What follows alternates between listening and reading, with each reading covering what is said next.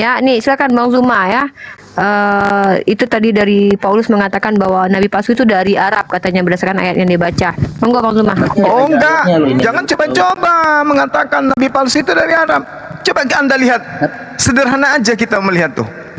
Jangan Anda kemana-mana. Di situ tidak ada dikatakan nabi palsu dari Arab, nggak ada cerita di dalam perjanjian barunya orang Yahudi dan perjanjian barunya orang Kristen yang mengatakan nabi palsu itu dari Arab, nggak ada. Bisa kita taruhan. Di ayatnya Bang, di Yeremia 3 ayat 2. Sabar dulu. Jangan Anda mengarahkan ke orang Yahudi. Ini Kristen dengan Islam nih yang berbicara. Jangan kita bawa kitabnya orang Yahudi. Nanti Anda bisa gondol kubuat. Sekarang permasalahannya adalah Yesus dulu. Yesus dulu yang Anda pahamkan kepada saya. Coba Anda baca Matius 24. Apa yang dikatakan di sana? Jadi apabila kamu melihat pembinasa keji berdiri di tempat kudus menurut firman yang disampaikan oleh Nabi Daniel. Ini Yesus mulu yang mengatakan pembinasa keji itu berdiri di tempat suci menurut firman yang disampaikan oleh Nabi Daniel. Berarti kalau berbicara mengenai Nabi Daniel, ya harus berbicara tentang apa yang diuraikan oleh Nabi Daniel. Jangan berbicara ke Yeremia, karena Yesus tidak pernah mengatakan tentang pembinasa kecil atau nabi palsu di Yeremia. Jangan. Kalau Daniel yang dijadikan rujukan oleh Yesus, ya kudu harus Daniel dong yang harus menjadi rujukan. Karena Yesus mengatakan itu. Jangan kemudian Anda pindah kemana-mana. Malu kita ngambil kemudian pengajaran-pengajaran yang tidak berkesesuaian dengan agama kita. Kalau Anda Kristen, gunakan perjanjian baru. Apa kata Yesus, itulah yang Anda gunakan. Jangan larinya kemana-mana. Apa kata Nabi Daniel? Contoh, sejak dihentikan korban sehari-hari dan ditegakkan teos-teos kekejian yang membinasakan. Sekarang permasalahannya, sejak dihentikan korban sehari-hari, ini yang menghentikan korban sehari-hari siapa? Dan menegakkan dewa-dewa kekejian itu siapa? Nabi Muhammad pernah menghentikan kurbannya orang Yahudi? Tidak. Tapi kalau nabimu Saulus menghentikan kurban lalu menggantikan sekali saja kurban manusia, itu siapa? Pembinasa keji itu menghentikan korban loh. Korban hari-hari dihentikan. Di dalam Daniel 12, sejak dihentikan korban sehari-hari dan ditegakkan kemudian. Lalu di Daniel 9, raja itu akan membuat perjanjian yang menjadi berat bagi banyak orang selama 1 kali 7 masa. Pada pertengahan 7 masa itu ia akan menghentikan korban sembelihan dan korban santapan. Dan di atas sayap kekejian akan datang yang membinasakan, sampai pemusnahan yang telah ditetapkan menimpa yang membinasakan itu. Sekarang pertanyaan saya, siapa yang mengajarkan menghentikan korban hewan, antara Nabi Muhammad atau Nabi Saulus? Di mana di antara kedua nabi ini yang menghentikan itu? Al-Quran surah Al-Hajj di ayat 34 dikatakan begini. Allah Subhanahu wa taala menjelaskan di dalam Al-Qur'anul Karim, bismillahirrahmanirrahim. Wa likulli ummatin ja'alna mansaqan liyazkuru ismallah ala ma razaqahum min bahimatil an'am. Dan bagi setiap umat telah kami syariatkan penyembelihan hewan kurban agar mereka menyembelih atas nama Allah, atas rezeki yang Allah anugerahkan kepada mereka berupa hewan ternak. Hewan ternak di Islam. Lalu Idul Kurban sebentar lagi hewan ternak. Berarti tak menghentikan apa yang dilakoni oleh Allah bersama hambanya Abraham alaihissalam masih dilakukan oleh umat Islam. Sedikit lagi kami akan kurban hewan. Pembinasa keji menghentikan kurban hewan, menggantikannya dengan manusia. Itu siapa? Jawab dengan jujur. Ini Yesus yang mengatakan, jangan lari kemana-mana. Jadi apabila kamu melihat pembinasa keji berdiri di tempat suci menurut firman yang disampaikan oleh Nabi Daniel, siapa pembinasa keji itu? Yang menghentikan kurban hewan. Nah sekarang siapa tuh? yang menghentikan kurban sehari-hari. Orang Yahudi kan setiap hari tadinya kemudian berkurban ketika ada di antara mereka yang kemudian melakukan pelanggaran. Kita lihat di dalam Daniel 7 nomor 25. Dia akan mengucapkan perkataan yang menentang yang maha tinggi dan akan menganiaya orang yang kudus milik yang maha tinggi. Dia berusaha untuk mengubah waktu dan hukum, dan mereka akan diserahkan ke dalam tangannya selama 1 masa, 2 masa, dan setengah masa. Maksudnya ada oknum yang membantah firman Tuhan dalam kitabnya para nabi, menganiaya orang-orang suci, lalu kemudian berusaha mengubah hukum, dan mereka diserahkan ke dalam tangan selama 1 masa, 2 masa, 3 masa sampai datangnya Islam. Saya ingin Anda jujur kepada saya malam ini juga. Apakah Paulus ini menentang firman Tuhan yang ada di dalam kitab Taurat? Apakah Paulus ini berusaha merubah hukum Tuhan yang ada di dalam hukum Taurat atau tidak? Jawab. Tidaklah merubah. Hah? Tidak merubah. Tidak merubah. Jadi hukum Taurat itu tetap berlaku. Tetap berlaku. Tetap berlaku. Berarti Yesus mati di atas tiang salib untuk membatalkan apa? Untuk menyelamatkan manusia. Loh, baca Galatia 3 nomor 13, baca Efesus 2 nomor 15. Untuk itulah Yesus mati. Dengan matinya dia, Yesus telah membatalkan hukum Tuhan, yaitu Taurat, dengan segala perintah yang ada di dalamnya. Kena enggak Paulus di sini? Kenalah. Kena. Filipi 3 ayat 8, hukum Taurat sampah. kata Sampah, Paulus. kotoran. Coba, kena enggak Paulus? Kan Yesus mengatakan, si pembinasa keji itu akan berdiri di tempat suci, ngaku-ngaku utusan Tuhan, menurut firman yang disampaikan oleh Nabi Daniel. Nah, Nabi Daniel menubuatkan kemudian si pembinasa keji itu akan mengucapkan perkataan yang menentang yang maha tinggi. Coba, kalau Nabi Muhammad menentang nama yang maha tinggi, firman maha tinggi itu yang mana? Nabi Muhammad menyampaikan kemudian Nabi Musa begini, Nabi Ibrahim begini. Semua disampaikannya kemudian terurai, terinci. Dan Nabi Muhammad SAW menyampaikan apa adanya. Tidak pernah Nabi Muhammad kemudian membatalkan hukum Tuhan yang datang di tengah-tengah Bani Israel, lalu mengambil terjemahan kitabnya Bani Israel menempelkan di Al-Quran. Itu tak pernah. Tidak pernah Nabi Muhammad mengambil satu keadaan dengan matinya Pak Bom maka hukum Taurat dibatalkan dan hukum yang berlaku sekarang adalah ini. Tidak pernah. Tapi kalau Paulus, dengan matinya anak Maria di atas tiang salib, dia telah membatalkan firman Tuhan dengan segala ketetapan yang ada di dalamnya. Artinya Yesus itu membatalkan hukum Taurat. Kata Paulus. Kata saya berarti kata Paulus. Ya iya, kata ente. Kata pendiri agama Anda, si pembinasa keji. Kenapa saya mengatakan bahwa si pembinasa keji itu adalah Paulus? Coba Anda lihat Matius 24, buka sekarang. Baca satu perikop. Apa yang dikatakan? Jadi apabila kamu melihat si pembinasa keji berdiri di tempat suci, menurut firman yang disampaikan oleh Nabi Daniel, maka orang-orang yang di Yudea haruslah melarikan diri ke pegunungan. Ini pernah enggak Nabi Muhammad melakukan ini? Membuat orang-orang yang ada di Yudea itu melarikan diri. Orang yang sedang di peranginan di atas rumah, janganlah ia turun mengambil barang-barang dari rumah. Dan orang yang sedang di ladang, janganlah ia kembali untuk mengambil pakaiannya. Ini ketika kemudian orang Katolik membumi hanguskan Yerusalem ini, cerita ini. Lalu dikatakan apa? Pada waktu itu, jika orang berkata kepadamu, lihat ada Yesus di sini, ada Yesus di sana, jangan kau percaya.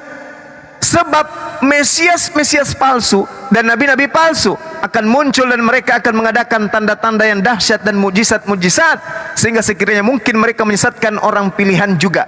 Camkanlah, kata Yesus. Yesus mengulang kedua kalinya. Camkanlah wahai murid-muridku Bani Israel, aku sudah mengatakannya terlebih dahulu kepadamu. Jadi apabila orang berkata kepadamu, lihat ada Yesus di padang gurun, jangan kau pergi ke situ. Atau lihat Yesus ada di dalam bilik penjara, jangan kau percaya. Ini kata Yesus. Berarti si pembinasa keji ini menurut Yesus ngaku-ngaku bertemu Yesus.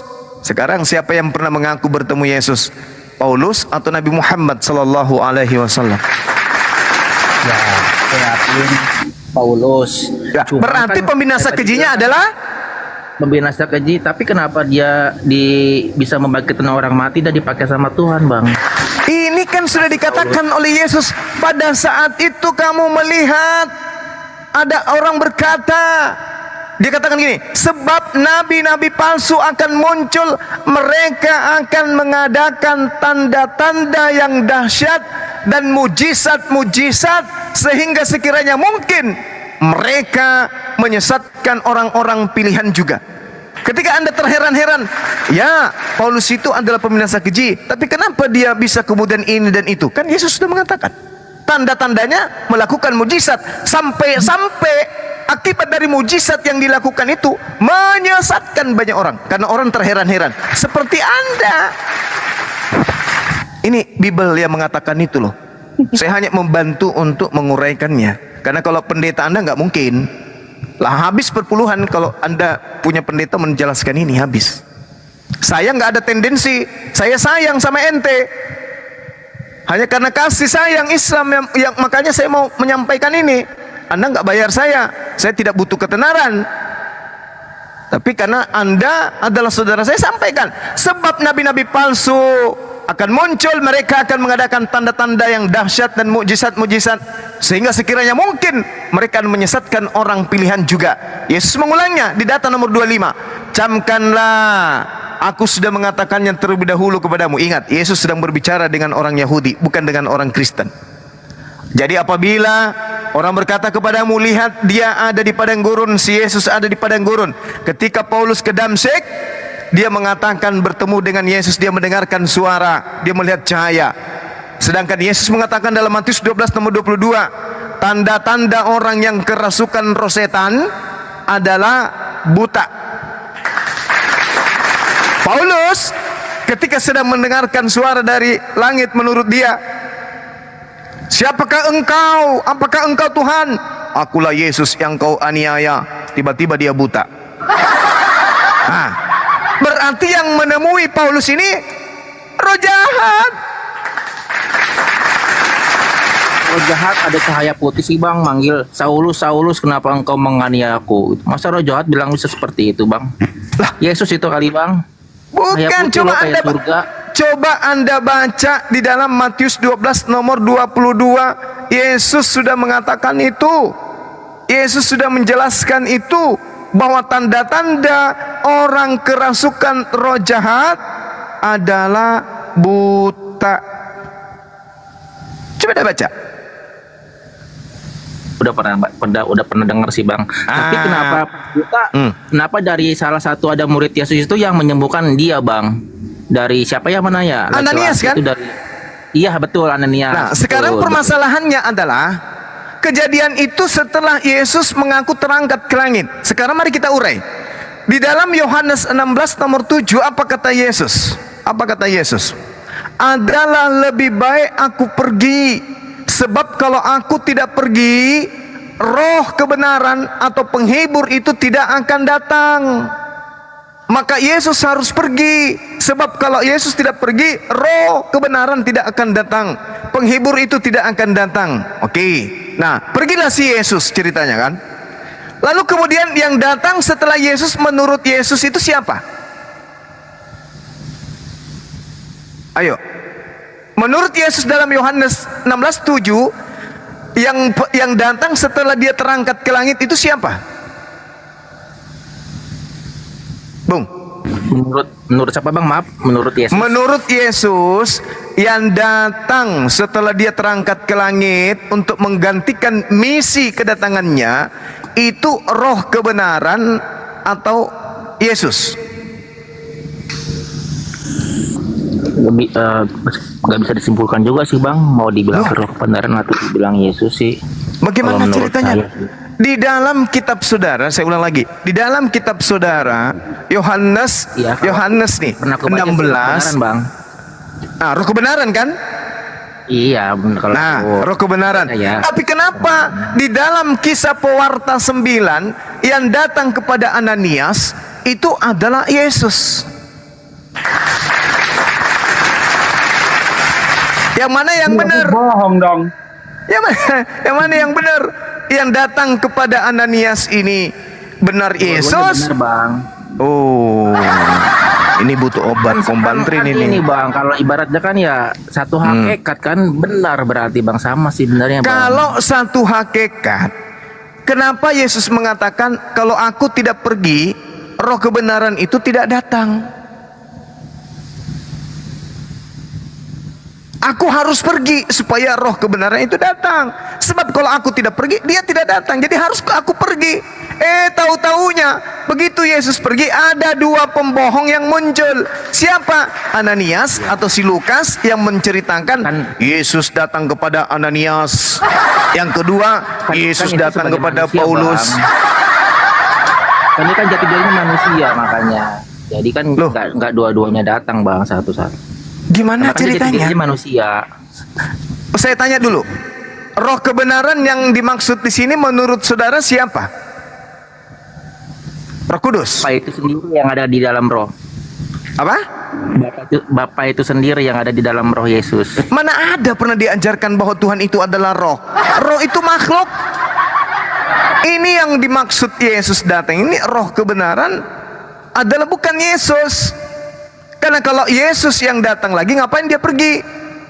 Sementara Ananias mengaku, Lukas mengaku Ananias didatangi oleh Yesus. Sementara Yesus mengatakan yang datang setelah aku adalah Roh Kudus, bukan aku. Yang datang setelah aku adalah roh kebenaran, bukan aku. Tapi Paulus mengaku yang datang kepadanya adalah Yesus. Sementara Yesus mengatakan kalau ada yang mengaku bertemu dengan aku, apa kata Yesus? Percaya dia atau jangan percaya dia? Bung, si pembinasa keji ini kata Yesus akan mengaku bertemu aku di padang gurun dan di dalam bilik penjara. Menurut Yesus, percayalah dia atau jangan percaya? Percaya. Ya Allah ya Karim. Enggak, tapi gini loh bang. Di mana Yang juga Yesus percaya mengatakan kalau percaya? Astagfirullahalazim ya Allah ya Karim. Jelas-jelas Yesus mengatakan, jadi apabila engkau berkata, ada orang berkata kepadamu, lihat Yesus ada di padang gurun, jangan kau pergi ke situ. Atau lihat Yesus ada di dalam bilik penjara, jangan kau percaya. Alamak, ini susah saya berdialog kalau orang yang tidak punya akal dan suka nipu-nipu kayak Paulus, bang. Mau sampai kapan? Ini Nah, sudah itu memang berjam-jam. benar, Bang. Nah, sekarang Itu benar. saya ulang lagi. Tapi Yesus saya boleh tanya mengatakan, nggak, Bang? tunggu. Yesus mengatakan, kalau ada orang yang mengaku bertemu dengan Yesus, jangan kau percaya. Atau Yesus mengatakan, percayalah dia. Mana yang benar? Jangan kau percaya. Terus kenapa kau percaya Paulus? Kenapa? Yesus mengatakan jangan kau percaya kalau ada yang mengaku Bang, bertemu dengan saya. Paulus. Hah? Siapa yang percaya Paulus, bang? Jadi saudara nggak percaya kepada Paulus? Ya enggak lah. Terus kenapa Anda menjadi Kristen? Udahlah, nyerah saya bang, nyerah. Firman bang, penyampaian firman kan Paulus kan penyampaian firman. Udahlah, saya angkat tangan. Anda tidak percaya Paulus, tapi sekarang Anda mengatakan dia kan penyampaian firman. Hancur. Udah, saya mau minum kopi dulu. Ayo Bang Handi silakan, atau Andina yang lain. Ampun saya. Hancur. Lanjut Bang Handi. Bang Zumanya udah ampun lah. Iya, Berarti ampun kita saya bang, ampun. ampun. Gimana ceritanya? Saya Udah menghadapi ampun, ini udahlah. manusia tulang Nggak ada presto. lawan. Ya nggak ada lawan. Oke. Pelajaran Aja asal jangan Anda mati dalam Saya bilang kekonyolan Pak Bom aja lah. Pak Bom Bom, Bang Zuma katanya ampun, katanya dibilang. Iya. Udah. Ya nggak apa-apa. Sekarang pesan saya, dalami Bible Anda itu ya, meskipun Bible Anda itu hanya selevel surat kabar robek bagi saya, tapi minimal Anda dalami lah baik-baik. Oke saudara, thank you ya. Iya, Bang. Silakan yang lain. Iya, Bang. Bro.